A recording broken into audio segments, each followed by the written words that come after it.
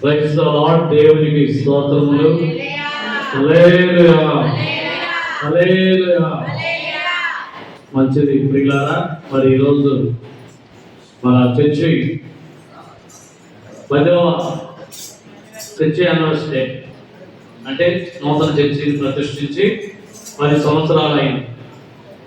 మరి మొన్న రాత్రి పాస్టర్ గారు ఫోన్ చేసి మన చర్చి ప్రతిష్టారాధన నుండి మీరు రావాలని కమిటీ వారికి నాకు కూడా తెలియపరిచారు. వారి ఆహ్వానాన్ని మన్నించి మేము కూడా రావడం జరిగింది. మంచిది. ఈ అవకాశాన్ని కల్పించిన దేవాది దేవునికి స్తుతి స్తోత్రాలు చెల్లిస్తున్నాను. అలాగే ఆహ్వానించిన స్థానిక సంఘ పాస్టర్ గారు, జీవచోట గారికి, స్థానిక సంఘ పెద్దలకు, సంఘ బిడ్డలందరికీ, మా సంఘం నుండి వచ్చిన ప్రెసిడెంట్ గారు, సెక్రటరీ గారు, కూడి వచ్చిన మీ అందరికీ కూడా యేసుక్రీస్తు నామములో ప్రత్యేకమైన వందనాలు, శుభములు మీకు తెలియజేస్తున్నాను. ప్రియులారా, మరి ఆలయ ప్రతిష్ఠ చేసినటువంటి ఆ రోజున నేను కూడా వచ్చాను. ప్రభు దయ వలన నన్ను కూడా ఆహ్వానించారు. ఆ రోజున మరి నాకు కూడా ఎంత గొప్ప సన్మానం చేశారు ఈ సంఘం వారు, నాకు బాగా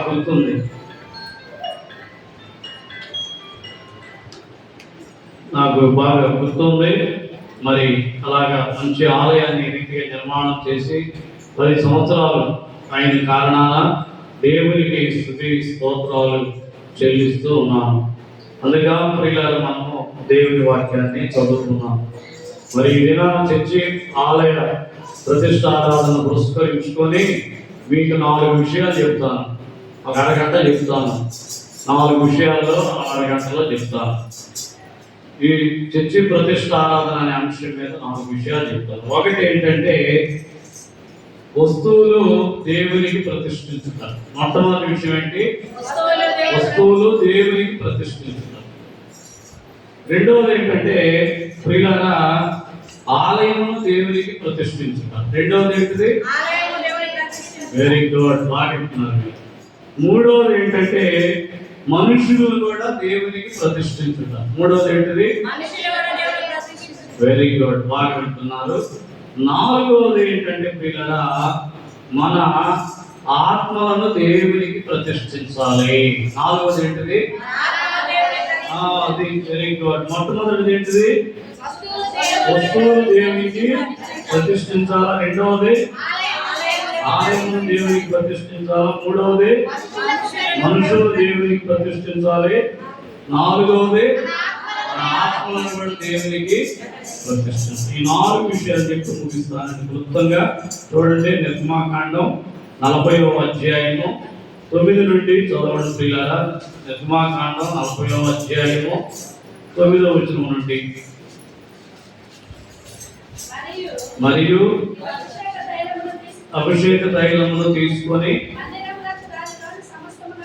ఆ మందిరములోనే దానిలోనే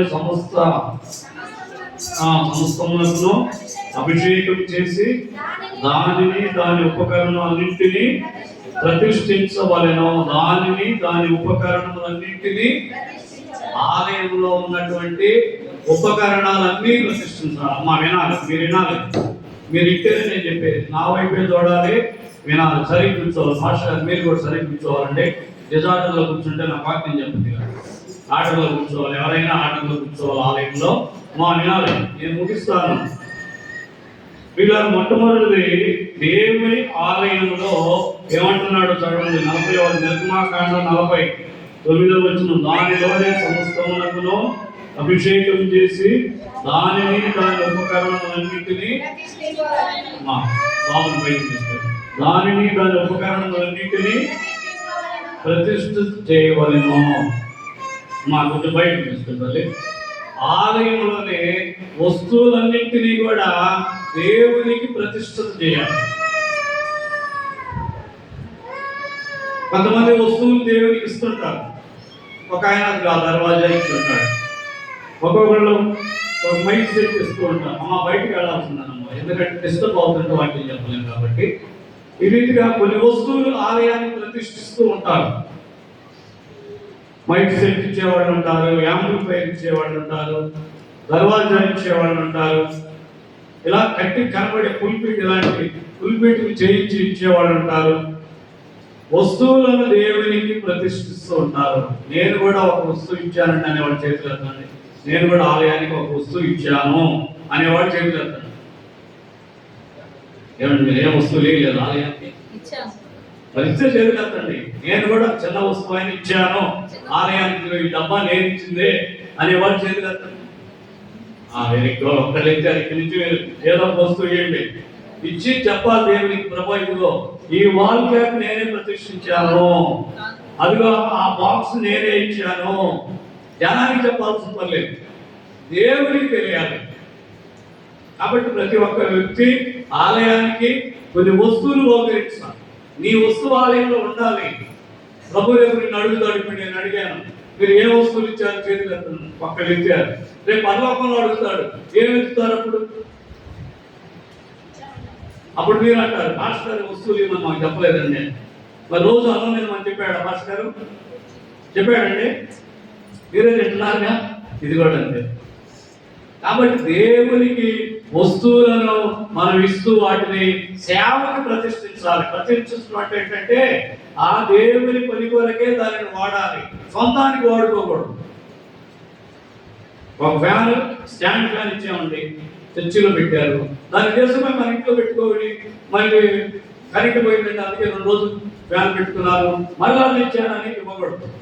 ఆలయానికి ఇచ్చిన తర్వాత అది దేవుని పరిచర్యకే వాడబడాలి. అది ప్రతిష్ఠ అంటే. ప్రతిష్ఠ అంటే ఏంటి? ఆ వస్తువు దేవుని పరిచర్యకే వాడబడాలి. ఇప్పుడు ఇది ఉందండి, వార్తల్లో చేసిపోయి ఆడ వాడుకోవడానికి పెట్టుకుంటామా? ఎందుకు పెట్టుకోం? ఇది మంచినీళ్ళు తాగడానికి ఏర్పాటు చేశారు, అందుకని దాని ద్వారా మంచినీళ్ళే తాగుతారు. అంతేగాని పాత్రలో చేసుకుపోయి పెట్టుకుంది. అది ఎందుకు? తాగే నీళ్లు.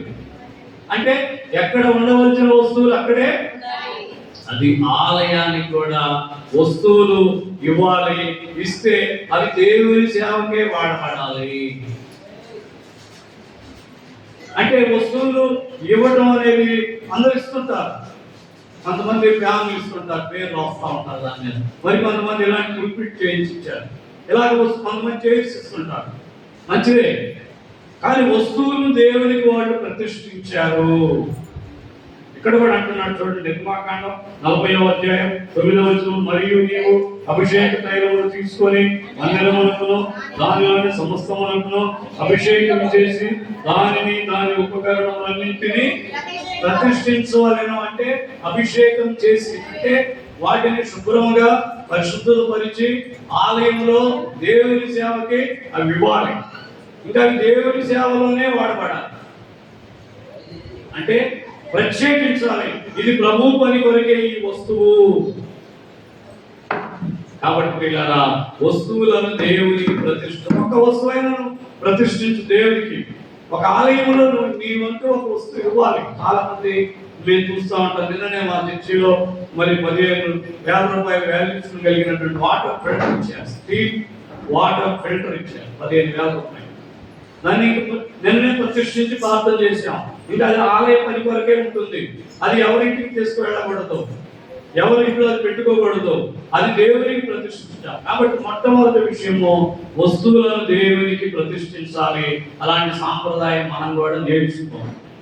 ఏదో చిన్న వస్తువే, ఒక 10 కుర్చీలు లేవు, 5 కుర్చీలు లేవు, ఒక 2 కుర్చీలు లేవు, ఏమీ లేదు, ఒక కుర్చీ తప్పే ఉంది, అంతవరకే ఇవ్వగలిగాం. అలాగే వస్తువులను దేవునికి ప్రతిష్ఠిస్తూ దేవుని పరిచర్యని అభివృద్ధి పరచాలి.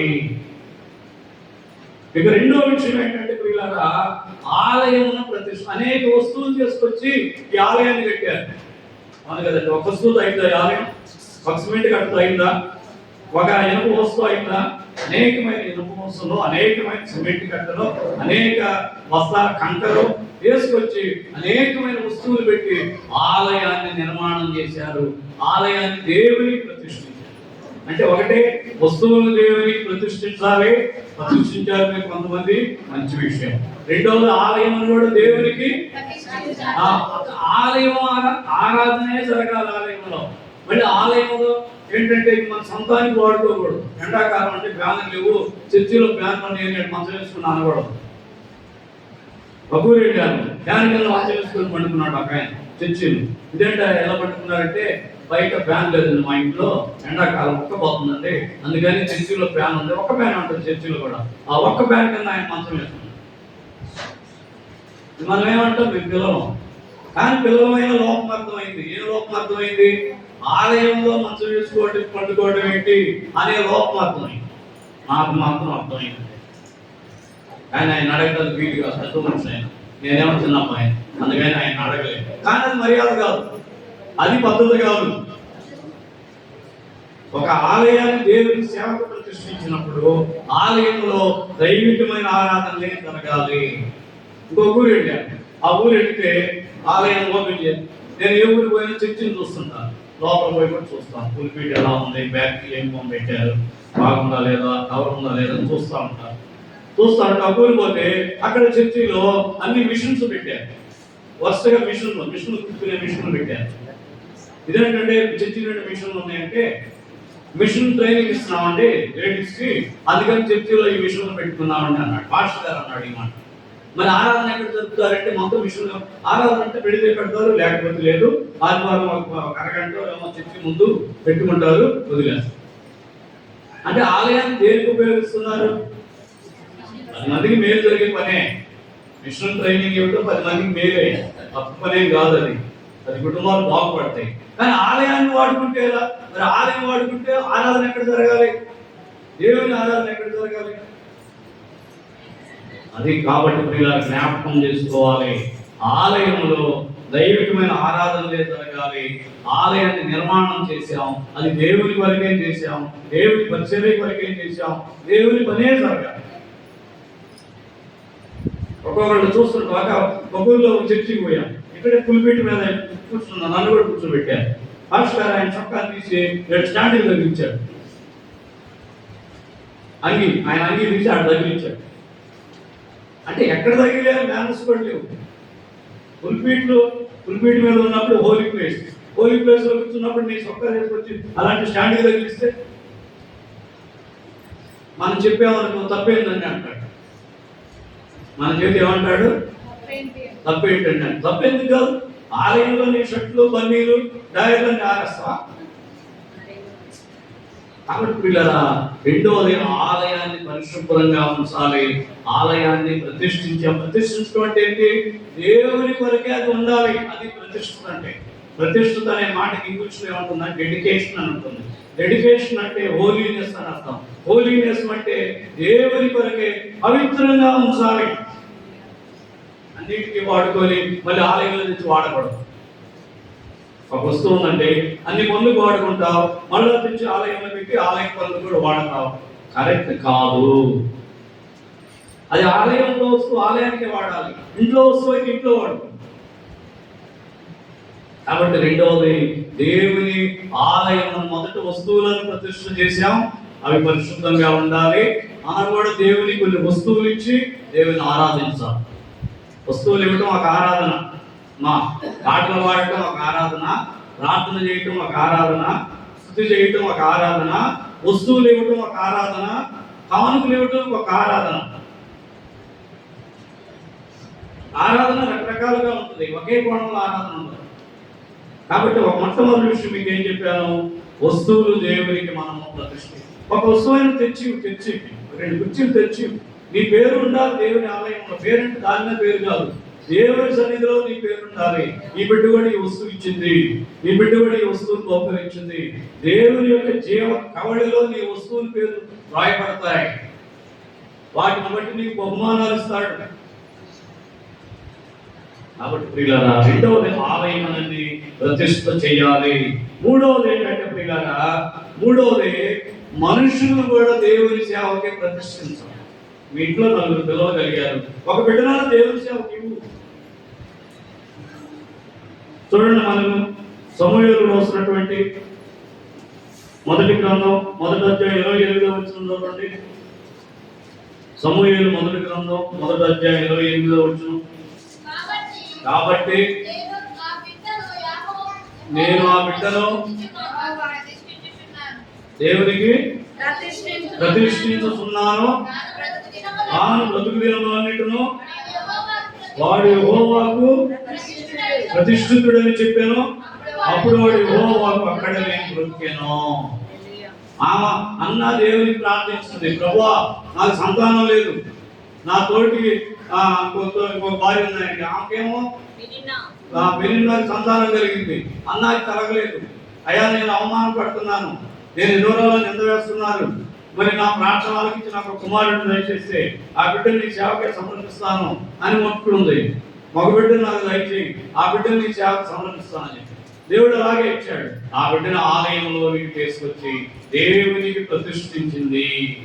ఈ ఇంటిలో కూడా ఒక వ్యక్తి అయినా దేవుని సేవకి ప్రతిష్ఠించబడ్డాడా? ఆలోచన చేయండి. ఇప్పుడు చేతులు ఎత్తండి, మా ఇంట్లో కూడా ఒకరు ప్రతిష్ఠించబడ్డారని. ఏంటండి ఎవరు ఎత్తరు? మా ఇంట్లో కూడా ఒక వ్యక్తి, ఒక అబ్బాయి, ఒక అమ్మాయి కానీ దేవుని సేవకి ప్రతిష్ఠించాను అని చేతులు ఎత్తండి. కాబట్టి అలాంటి పరిచర్యను అలవాటు చేసుకోవాలి. 3-4 బిడ్డలు ఉన్నారు, ఒక బిడ్డ దేవుని పరిచర్యకి అప్పగించు. 3 బిడ్డలు ఉన్నారు, ఒక బిడ్డ దేవుని పరిచర్యకి అప్పగించు. అప్పుడు ఏంటంటే మనుషులను కూడా ప్రతిష్ఠించుకోవాలండి. సేవ నానా రకాలు. ఒకటి, వస్తువులను దేవునికి ప్రతిష్ఠించాలి, మంచి విషయం. రెండవది, ఆలయాన్ని కట్టాము, దేవునికి ప్రతిష్ఠించాలి, దేవుని సేవకే వాడాలి. మూడవది, మనుషులను కూడా దేవుని సేవకి ప్రతిష్ఠించాలి. ఈ సంతానంలో ఒకరిని. పాత నిబంధనలో ఏముంటుందంటే సంతానంలో ప్రథమ పుట్టినటువంటి సంతానాన్ని దేవునికి ఇవ్వాలి. అది వస్తువులైనా అవి జంతువులైనా సరే, జంతువులైతేనేమో వాటి వెలగట్టి ఆ వెల తీసుకొచ్చి ఆలయంలో ఇస్తారు. మనుషులైతేనేమో దేవునికి ప్రతిష్ఠించాలి. మనం కూడా మన కుటుంబంలో ఒక వ్యక్తిని సేవకి ప్రతిష్ఠించే వ్యక్తిగా. అన్న ఒక్క కుమారుడే కలిగాడు, మొట్టమొదటి కుమారుడు కలిగాడు. ఆ ఒక్క కుమారుడిని ఏం చేశాడంటే ఆయన దేవుని సేవకే ప్రతిష్ఠించడం అంటే ఏంటి? ఇంకా సేవ గురించే ఉండాలి. సేవ చేస్తాను, ఉద్యోగం చేస్తాను, ఎల్ఐసీలు కట్టిస్తాను, ఉద్యోగం చేస్తాను, రియల్ ఎస్టేట్ చేస్తాను, సేవ చేస్తాను, ఫ్లాట్లు అమ్ముతుంటాను, సేవ చేస్తాను, ఇలాంటివి చెప్పకూడదు. తప్పది. చాలా మంది ఇలా చేస్తుంటారు, అన్ని పనులు చేస్తుంటారు, సేవ చేస్తుంటారు, బిజినెస్ చేస్తుంటారు, సేవ చేస్తుంటారు, రియల్ ఎస్టేట్ చేస్తుంటారు, సేవ చేస్తుంటారు. నీ సేవ రియల్ ఎస్టేటా? ఏదో ఒకటి నిర్ణయించుకో, అటో ఇటో. అదేంటంటే చెప్తుంటారు, ఏం చెప్తారు, కష్టపడి పని చేస్తే తప్ప ఇది చెప్తుంటారు. అది దానికి సంబంధించి దేవునికి సమర్పించుకోవాలి. సమూయేలు దేవుని ఆలయంలో సమర్పించింది. అతను బ్రతుకు దినములన్నిటిను త్రాగు కూడా చేయించుకోకూడదు, మద్యం తాగకూడదు, ఏ ఉద్యోగ పని చేయకూడదు, ఆలయంలోనే ఉంటూ దేవుని సేవ చేయాలి. కొత్త నిబంధన సంఘానికి కూడా అదే నియమం ఉంది. కొంతమంది ఏం చెబుతారు, పౌలు గారు అది పుట్టాడు కదా అంటారు. నువ్వు పౌలువా? నువ్వు పౌలువా? కాదు కదా. నీకెలా అనిపిస్తుంది? పౌలు గారికి అంటే ఏంటి? ఆ రోజుల్లో క్రైస్తవ్యం లేదు, క్రైస్తవ బిడ్డలు లేరు, సంఘాలు లేవు, సంఘ విశ్వాసం బ్రతికించే విశ్వాసం లేరు. ఎవరు లేనప్పుడు మరి ఎవరు బ్రతికించాలా? అందుకని పని చేసుకొని సేవ చేశాడు. ఇప్పుడు విశ్వాసులు ఉన్నారు, వాళ్ళు కానుకలు ఇచ్చి సేవకులను బతికిస్తారు. అదేనమాట. కాబట్టి ఇప్పుడు ఇలా మన కుటుంబంలో ఉన్న పిల్లలను కూడా సేవకి ప్రతిష్ఠించాలి. సమూయేలు ప్రతిష్ఠించింది. అతను బ్రతుకు దినములన్నిటినీ దేవుని ప్రతిష్ఠితుడై ఉండెను అని చెప్పగానే కింద ఏం రాశాడు? అక్కడ నెక్స్ట్ ఏం వాక్యం రాశాడు? చదువుమా. అప్పుడు వెంటనే అతను యెహోవాకు అక్కడనే మొక్కెను. వెంటనే దేవునికి మొక్కి ఆరాధన చేస్తున్నాడు ఆ అబ్బాయి వెంటనే దేవునికి మొక్కి ఆరాధన చేస్తాడు. చూసారా? అప్పటి ప్రియులారా, ఒకటి మన వస్తువులు దేవునికి ప్రతిష్ఠ చేయాలి. రెండవది మన ఆలయంలో దేవునికి ప్రతిష్ఠ చేయాలి. మూడవది మనలో కుటుంబంలో ఒక వ్యక్తినైన దేవునికి ప్రతిష్ఠ చేయాలి. నేను కూడా దేవుని సేవకు వచ్చినప్పుడు బిఏ చదివి పాస్ అయి ఉన్న తర్వాత బైబిల్ ట్రైనింగ్ వెళ్ళాను. మా నాన్నగారు డిగ్రీ చదివి సేవకు వెళ్ళడం ఏంటయ్యా, ఇతను ఉద్యోగం చేసుకోవచ్చుగా అన్నాడు. నేనేం చెప్పానంటే, లేదు నాన్నగారు, నేను సేవపై వెళ్ళాలని నిర్ణయించుకున్నాను అని చెప్పాను. సార్ మీ ఇష్టం అన్నాడు. బిఏ చదివి పాస్ అయిన తర్వాత అప్పుడు దేవుని సేవ చేయడానికి వెళ్ళాను. ఉద్యోగం రాకాదు, అసలు ఉద్యోగాన్ని ట్రై చేయాలి, సేవ గురించి ఆలోచించాను. అంటే దేవునికి మన జీవితాన్ని ప్రతిష్ఠించుకున్నాం కాబట్టి మన కుటుంబంలో పిల్లలని ఒకరినైనా ప్రతిష్ఠించాలి, ఒకరినైనా సేవకు సమర్పించాలి. అది మూడవ విషయం. నాలుగవది ఏంటంటే పిల్లరా, మరి వస్తువుల్ని సమర్పించడం ఈజీయే. ఇప్పుడు నేను చెప్పాను 2 చైర్స్ అమ్మ చెప్పాను, రేపు ఉదయమే చేసుకొచ్చి ఇక్కడ ఇస్తాం, పెద్ద విషయం కాదు. ఆలయాన్ని కూడా మనం అందరం కట్టాం, ప్రతిష్ఠించాం, అది కూడా పెద్ద విషయమే కాదు. మరి ఇంట్లో ఒక మనిషిని సేవ చేయాలంటే అది చాలా కష్టమైన పని. కాబట్టి ఆ పనిలో మీ దేవుని సేవలో సమూహేలు వలె మీ వస్తువులు ఎవరైనా ఇస్తారు. ఆలయాన్ని అందరికీ ప్రతిష్ఠించారు, బిడ్డను ఎవరు ఇస్తారు? నీ బిడ్డని ఏమో సేవకాన్ని నేను లేపు అన్నాను అనుకో, నువ్వేం చేస్తావు తెలుసా? మాస్టర్ గారు నీ బిడ్డలు ఇచ్చావు, నాకు ఆ విషయం చెప్పండి. బిడ్డను ఎవరు ఇస్తారు? కాబట్టి మనుషులు పిల్లలను కూడా ఒక్కరినైనా ప్రభు సేవకి తరగతిలోకి పంపిస్తారు. జనరల్గా సేవకి ఎవరిని పంపిస్తారు తెలుసా మీకు?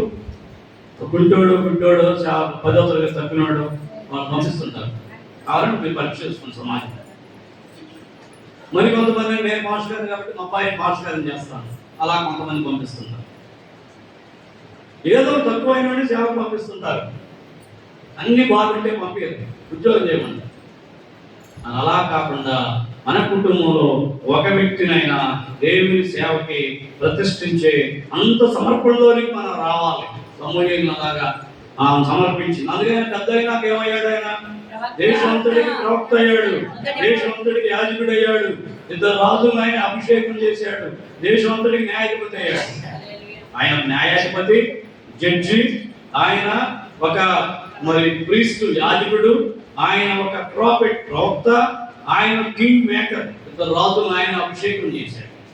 దావీదు అనే రాజుని, సౌలు అనే రాజుని ఆయన చేయబెట్టి అభిషేకం చేసి సింహాసనం మీద కూర్చోబెట్టాడు. కింగ్ మేకర్ అంటానే.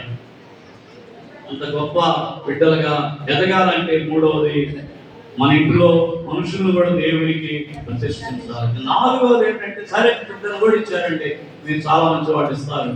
4వది ఏంటంటే మీ హృదయములను దేవునికి ప్రతిష్ఠించాలి.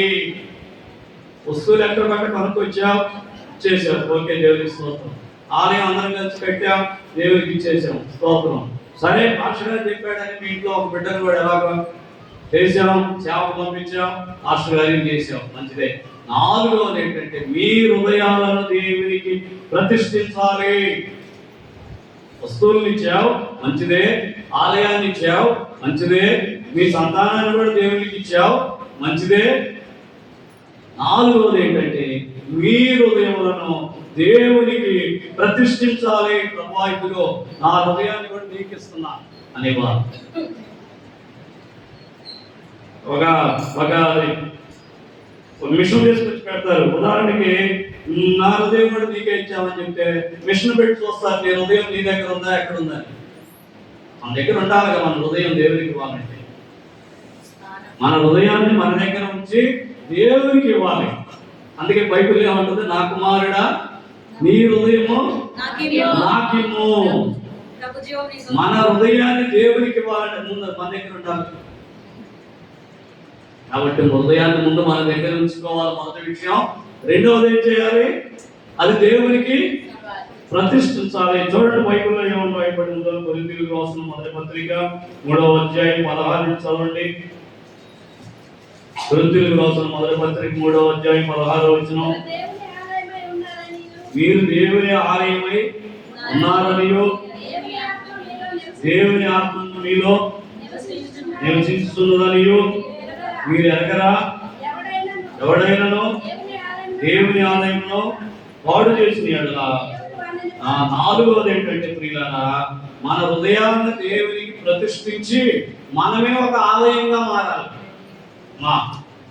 మనమే ఒక ఆలయంగా మారాలి. నిన్ను చూస్తే ఆలయం గుర్తు రావాలి, నన్ను చూస్తే ఆలయం కనపడాలి.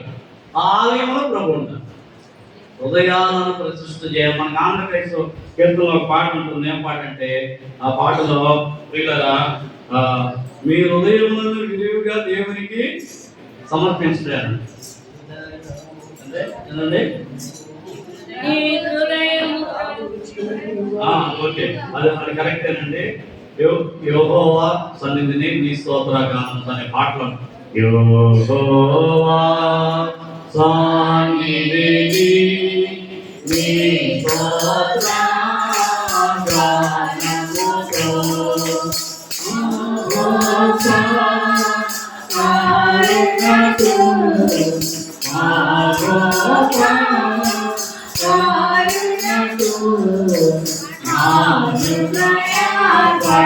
సమర్పించుడే యెహోవా సన్నిధిని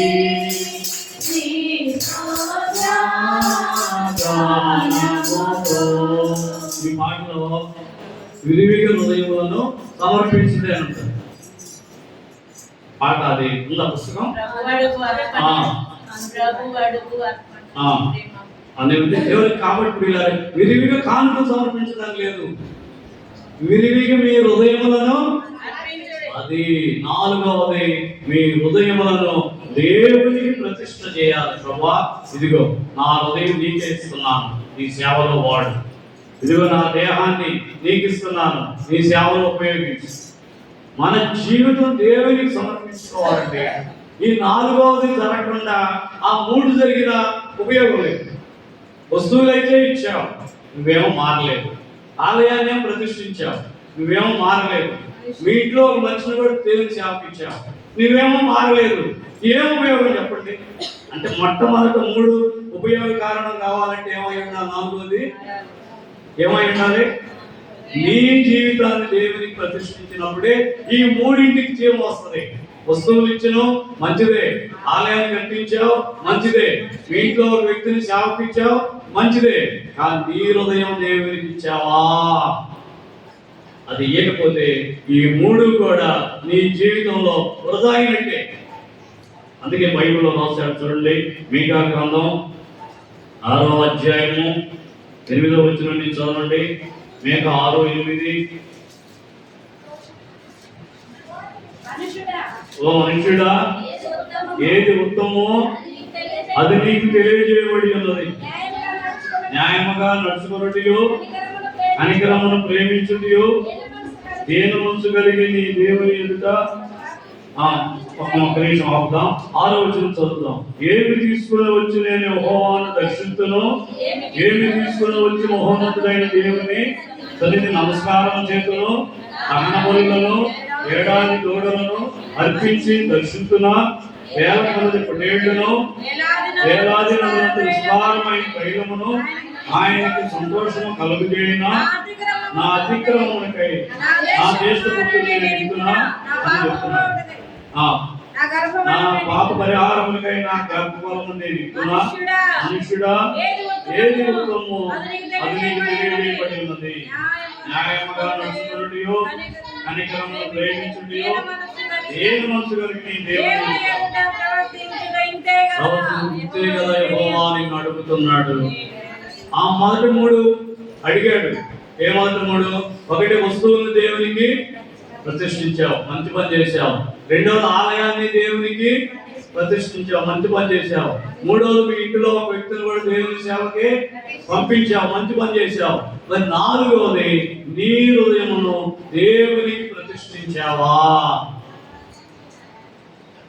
ఒకవేళ నీ హృదయాన్ని దేవునికి ప్రతిష్ఠించలేదు అనుకున్నాం, ఈ 3 నీ జీవితంలో దండగైనట్టే. ఏమంటే ఇంటర్నెట్ ఈ చర్చికి అన్ని ఫ్యాన్లు, కరెంటు అన్ని చెక్ చేసామండి. లైన్ చేసిపోయి కరెంటు స్తంభాన్ని కలపలేదు. స్విచ్లన్నీ వేసుకుంటే ఉపయోగం ఉందా? ఎందుకు లేదు?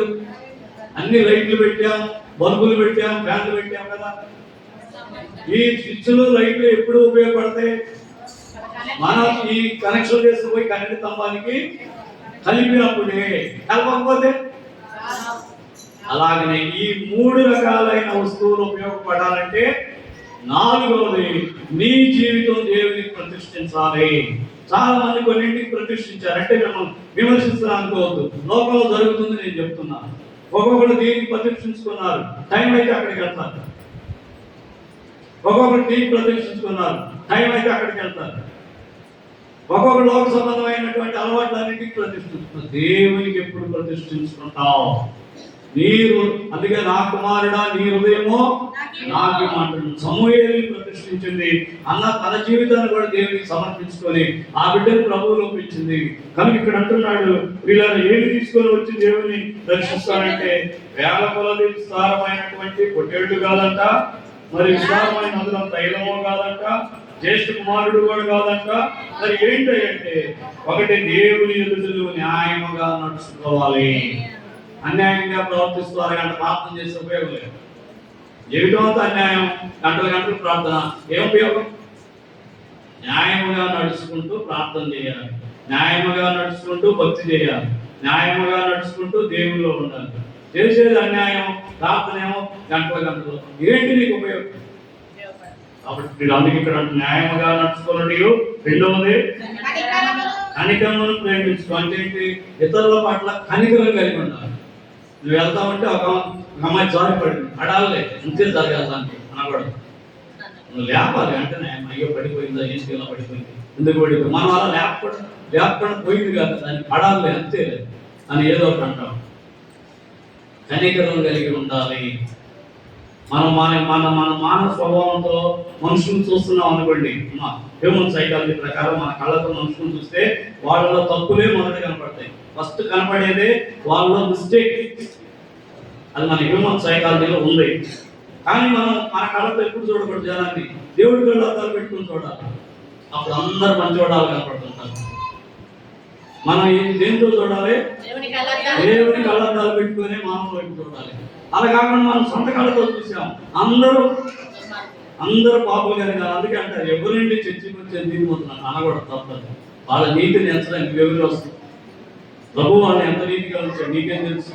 నువ్వు బయలుపాటి నుంచి మార్పులు వేసేవాడే కానీ వాళ్ళ హృదయాన్ని నువ్వేం పరీక్షించగలవు? కాబట్టి మంచివాళ్ళని ఇచ్చేది మనకు లేదు, చెడ్డవాళ్ళని మనకి ఇచ్చేది మన దేవుని కళ్ళతో అందరినీ ప్రేమించాడు. దేవుడు లోకమును ఎంతో ప్రేమించాడు. లోకం అంటే మంచివాడా? లోకం అంతా మంచివాడా? మరి ఎందుకు ప్రేమించాడు? అదే కనికరము కలిగి ఉన్నటువంటి ఏంటంటే మంచివాడిని ప్రేమించిన గొప్ప ఉంది, చెడ్డవాడిని కూడా ప్రేమించేవాడే మంచివాడు. అందుకే నేను పాపుల్ని పిలవచ్చుతులు కానీ నీతిమంతుల్ని పిలవరాలేదు. ఎందుకు పాపులను పిలవడం వచ్చాడు? పాపులకు మారు మనసు ఇవ్వడానికి, వాళ్ళని పిలవడానికి వచ్చాడు. మనమైతే పాపిడి నేను దగ్గర కూడా రానేను, ఏ నీతిమంతుడే నన్ను నీతిమంతుడు. కాబట్టి పిల్లరా, నిన్ను వలె నీ పొరుగు వారిని ప్రేమించమనే మాట ద్వారా అది చేస్తే ధర్మశాస్త్రం అంతా పాటించినట్టే. రెండవది నీ దేవుడైన యెహోవాను నీవు ప్రేమించాలి. కాబట్టి పిల్లల నాలుగవది మన హృదయములను ప్రభువుకి సమర్పించుకుందాం. 4 విషయాలు. ఒకటి మొదటిది ఏంటంటే పుస్తకం ఇచ్చావా? దానికి ఆన్సర్ చెప్పలేదండి. ఇచ్చామనండి వస్తువులను దేవునికి ప్రతిష్ఠించండి. ఒక 2 కుర్చీలు తెచ్చేవ్వండి, ఒక కుర్చీ తెచ్చేవ్వండి. అది మొదటి విషయం. రెండవది ఏంటిది? ఆలయాన్ని ప్రతిష్ఠించాలి. Very good. 10వ యానివర్సరీ చేస్తున్నాం, ఆలయాన్ని ప్రతిష్ఠించాం, మంచి విషయం. మూడవది ఏంటిది? మనుషులకు దేవుని సేవ. ఒక్కళ్ళని ప్రతిష్ఠించావు, సేవకి ఒక్కళ్ళన్నా పంపించావా? Go or send. నువ్వన్న వెళ్ళి సేవ చేయి, లేకపోతే వాళ్ళని పంపించింది. అది చేయాలి. అది కష్టమైంది, అయినా చేద్దాం. 4వది ఏంటిది? మన హృదయములను దేవునికి ప్రతిష్ఠించుకోవాలి. బాప్తిస్మం మందిలో చేతులు ఎత్తండి. Very good. దించండి. బలారాధన తీసుకున్న చేతులు ఎత్తండి. Very good. దించండి అందరూ. బాప్తిస్మం పొందన చేతులు ఎత్తండి. బాప్తిస్మం పొందన వాళ్ళు చేతులు ఎత్తండి. Very good. దేవుడు మిమ్మల్ని కూడా దీవించి ఆస్వాదించారు. కాబట్టి పిల్లరా, మనము దేవునిలో మారు మనసు పొందాలి, బాప్తిసం పొందాలి, బలారాధన తీసుకోవాలి. నేను బాప్తిసం పొందినప్పుడు నా ఏజ్ 21 years. అందరూ అరే కొత్త అనవసరం, తొందరపడి ఏదో చేస్తున్నాను, ఎందుకు? నా వయసు 21 సంవత్సరం. అప్పుడు బాప్తిసం పొందాను. అప్పటి నుంచి ఇప్పుడు వారికి ప్రభు సేవలోనే ఉన్నాం. కాబట్టి పిల్లరా, 4వది మన హృదయాలను దేవునికి. 5వది ఏంటంటే మన తలాంతులు కూడా సేవలో వాడాలి. ఐదవది ఏంటంటే నీకు పాటలు పాడే తలాంత్ ఉంది, ముందు వచ్చి పాడాలి.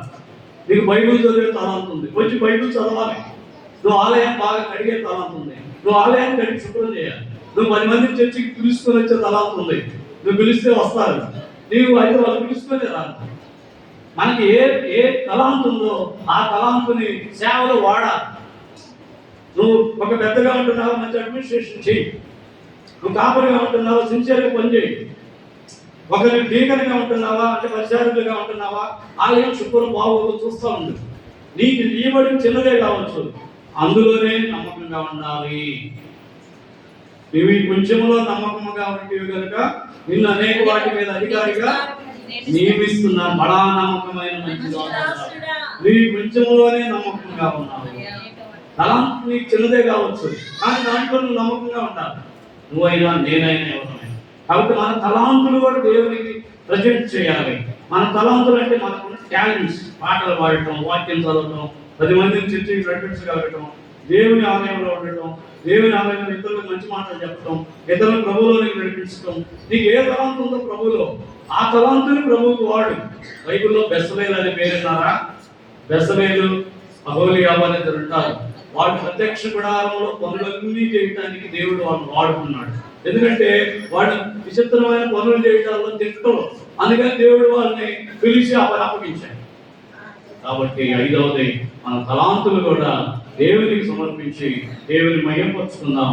దేవుడు ఆ రీతిగా మనల్ని కూడా దీవించి ఆశీర్వదించునుగాక. ఆమేన్. సమయాన్ని ఇచ్చినటువంటి సంఘ కాపరి గారికి, మరి జేమ్స్ భట్టయ్య గారికి, నిన్న మీరందరికీ కూడా ప్రత్యేకమైన వందనాలు తెలియపరుస్తున్నాను. God bless you. దేవుడికి మనం దీవించి ఆశీర్వదించును.